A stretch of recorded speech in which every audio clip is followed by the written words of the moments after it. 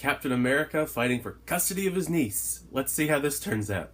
So the movie I got a chance to see this week is Gifted, directed by Marc Webb. Most people have probably seen movies directed by Marc Webb. I mean, he did 500 Days of Summer and The Amazing Spider-Man 1 and 2, aka the first time they rebooted Spider-Man. It's always cool to see Chris Evans in other roles that aren't Captain America, since he became Captain America. That's primarily been almost every single role he's been in for the last 6 years, except for like a couple movies. I've actually met Chris Evans before. He's a really cool guy. I'll tell the story about that, though, later in the video, if you stick around. But anyways, Gifted is about Frank, who raises his child prodigy niece named Mary in Florida, and plans to raise her like a normal child, but one day, Mary's grandmother finds out about her gifts and attempts to take Mary away from her son, and because of that, a custody battle ensues for Mary. Obviously, custody battles isn't really a new thing in movies, even though they've been done for a while. I mean, Kramer versus Kramer is obviously a very big comparison in that genre, I guess you'd call it a genre, but that's really kind of the only similarity as far as the stories go.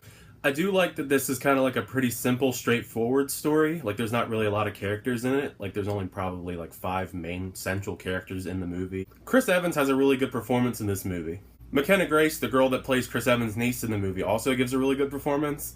And that's probably one of the biggest strengths of the movie, is the fact that they have really good chemistry together. Because of the chemistry that they actually have a lot of genuinely funny and sad moments throughout the movie.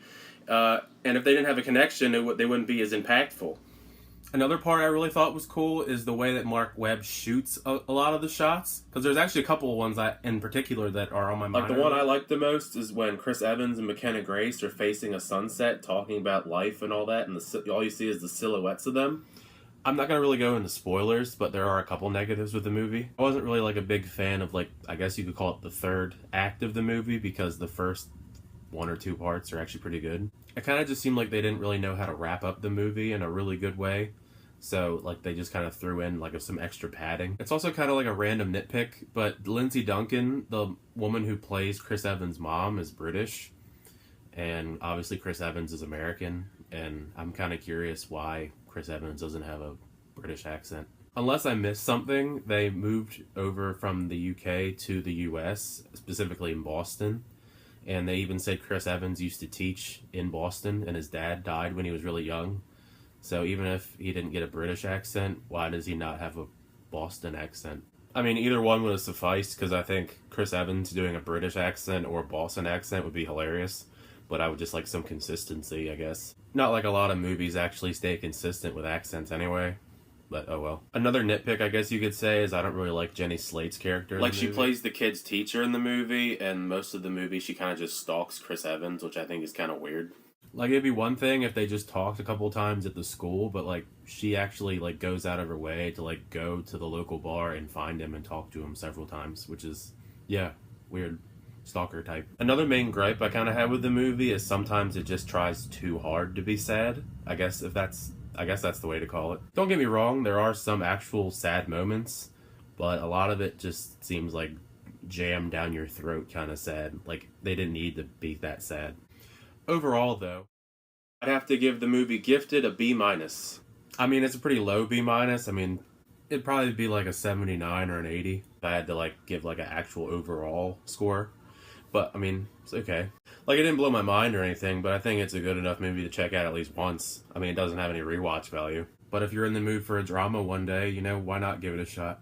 I suppose now I can talk about How I Met Chris Evans. Him and a bunch of the other Marvel cast members were going to be at Wizard World, Philadelphia, which is like an hour and a half, 2 hours away from me on a train. I figured that was probably the closest they'll probably ever come to where I live. So I might as well go, because it's like one of those once-in-a-lifetime things. So I get there, and the place is like completely packed. I mean, first of all, I waited in line for like 2 hours to meet Chris Hemsworth. Honestly, that might have been the longest line I've probably ever been in my entire life. After that, I had time to kill, probably for like an hour, hour and a half, 2 hours, because they weren't letting people line up for Chris Evans. But when they finally did, I was like one of the first people in line. I still waited a super long time since I was in the general admission line, and I wasn't a VIP. But it was, like, I guess a little bit shorter. They kind of overbooked all the Marvel celebrities to make as much money as they can, which I don't blame them, I guess, but it was still kind of ridiculous. But the moment of truth finally happened, and I walked up to him, shook his hand, said, "It's finally nice to meet you, how's it going," and all that, and he was super nice, super cool. even apologize for taking too long because they had to take so many photos because they overbooked them. They were going past the time they were supposed to take photos. So yeah, that's the story. How I met Chris Evans and also George St. Pierre, but I was mostly talking about Chris Evans. He was nice too. But anyway, yeah, that was my review of Gifted. Feel free to leave a like, subscribe, comment, talk about the movie. I think it comes out this weekend. But yeah, until next time, I'll see you guys later.